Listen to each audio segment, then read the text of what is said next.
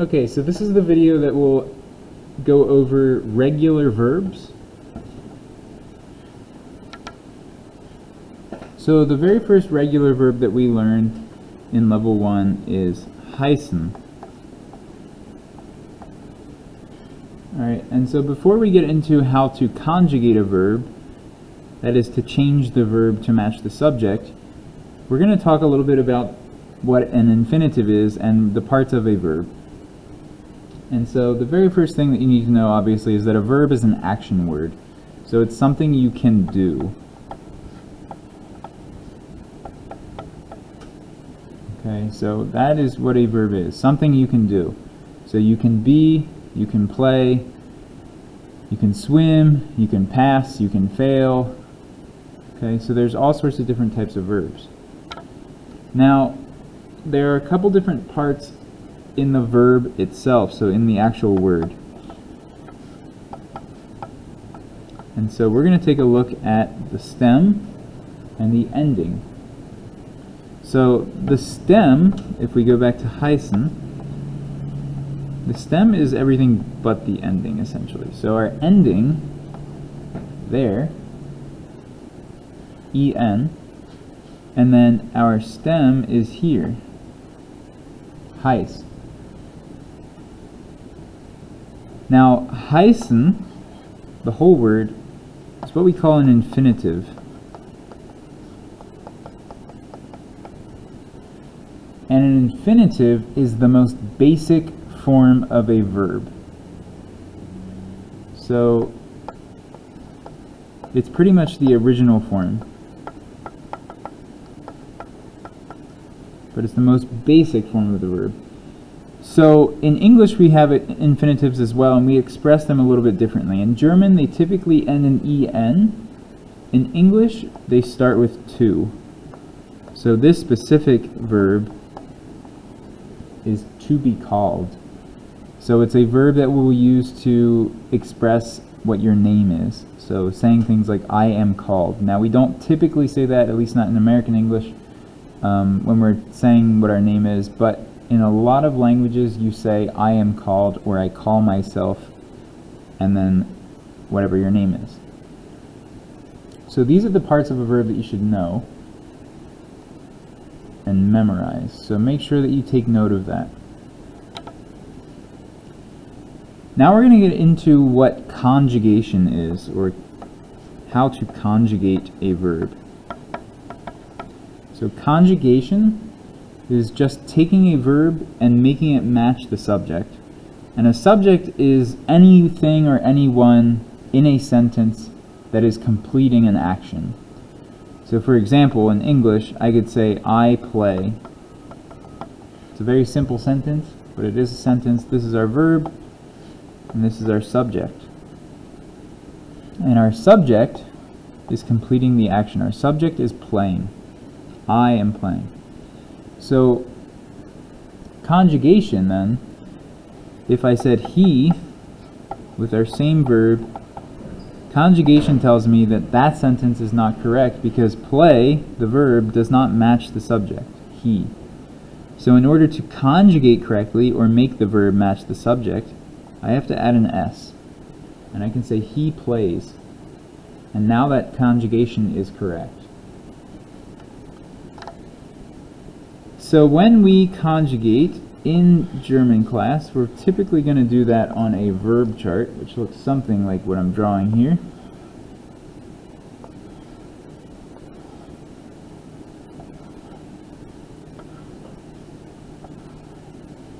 So on one side, at the top, we'll have our German infinitive, in this case heißen, and on the other side, we will put our English equivalent. So what it means in English, or our English infinitive, to be called. Now, usually I give out a verb chart, and that comes pre-filled with certain words, and those are in the blanks here to the side. I'm going to expand this one off the side here just so you can read them a little bit better.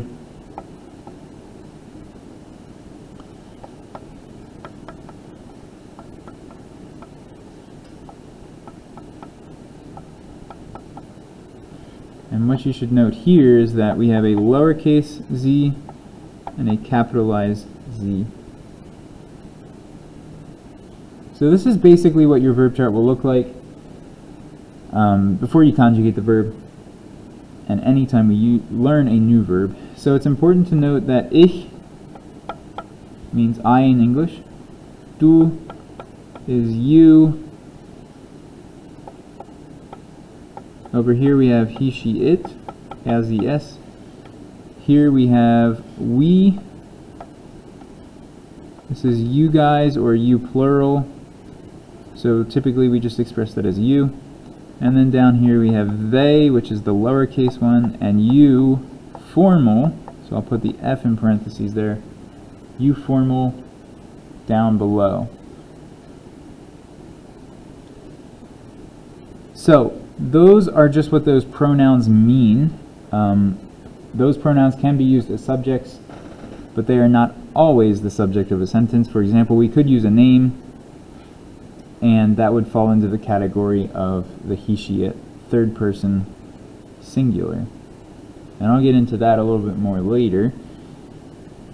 So what we're going to do now to conjugate the verb heißen is just a few things here. The first step that we're going to follow, we're going to drop the ending. So we're going to drop the ending that's on the infinitive. And so our ending, like I said before, is en. Now that's going to give us our stem. And we can just fill that into each box. Because regular verbs, they follow the same pattern. Regular verbs can also be called weak verbs. And I can say that they're weak because they can't break the rules. Alright, so I'm just filling in our stem, H-E-I-S-Z, heißen. So now I just have heiß in all of the boxes. And that can help me get started with my conjugation, because now I know that the stem is filled in, and now all I have to do is add the correct endings. So we found our stem first. The next step, we're going to add the correct endings. So just like in English we added an S to match he for play, we can do the same thing in German, similar concept I should say, by adding endings to match our subjects. And so the regular verbs are, like I said, they're going to follow a pattern. And we're going to see a little bit of a difference here, but there's going to be something on the end of all of these. So for ich, we add an E. Ich heiße. For du, we're going to add a T. I'm going to put a little note there because I'm going to talk about that one in a second. As the S, we're adding a T as well. Wir, en, ihr, a T, and sie, en. Now these two that I'm putting a little circle up top, right corner there, those are always going to be the same. So you should make note of that somehow. Heißen and heißen. So all the verbs that we see, wir and sie, so these two boxes, they're always going to have the same conjugations. So let's go back to du. While this conjugation is just adding a T, it's pronounced heißt, but it looks the same as es, which is also heißt. Same as ihr as well. But typically, with regular verbs, it's not that way. Now, that doesn't mean this is irregular or not following the rules. It still follows the rules, but normally, with a do form verb, we're adding an st to the end. The reason we're not here, and maybe you've already figured this out, the reason we're not is because of the sound of the st. So it already makes that s sound, so we don't need to add another s. That would just be redundant. So while we're not doing that here, it is the regular ending for the do form, but we don't always need to do it because sometimes we have letters that make that sound already, and it would just be a little weird to put another s. Okay, so that's a verb chart that you should put in your notes, but now I'm going to go basically back to a more simple chart here I'm going to erase this, and we're going to take a look at just the regular verb endings. So if I draw another chart, this time up at the top, I'm just going to write regular verb endings. This chart's going to help you to memorize what they are. So if you've already made a chart before, you have the verb chart paper. I'm not going to fill in my boxes, but each of these pronouns will be the same. So just like we had last time, ich, du, sie, es, wir, ihr, sie und sie. You want to keep those the same, but this time I'm just going to fill in with our regular verb endings. So what we add to regular verbs typically when we conjugate. So like before, ich is an E. For the do form, you can put the S in parentheses. Typically we do have it, but it's an ST or just a T depending on what the stem has at the end of it. Sie, es is T, wir, en, ihr is a T, and sie and sie, again en.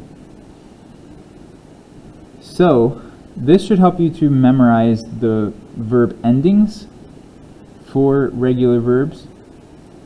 And once you memorize them, it's pretty easy to apply it to any regular verb. So if I gave you a regular verb, for example, reisen, which means to travel, but you don't really need to know what it means, because as long as you can conjugate it, you should be okay. And if I said, hey, here's a regular verb, conjugate it, that's what you should be able to do. So if I gave you that verb, and let's just say I give you, let's say du, you should be able to say it in a sentence, du reist. Now pay attention again. I did not add another S because we already have that S in the stem itself, so right there. Alright, but that's how it's going to work. Now another way of memorizing this would be to write out the letters from left to right.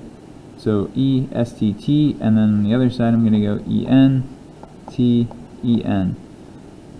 Now if we break them down, it puts it into 3 separate chunks. So we have EST, TEN, TEN. So these two spell out 10. And this one spells out EST. So if you think of a brand being established in a certain year, yes, this kind of sounds weird, but we could say established in the year 1010. Alright, so if that helps you think of it, established 1010. Something simple that might just get you to remember how to conjugate regular verbs. Okay, so this is the very basic verb overview for level 1. This is where you should start.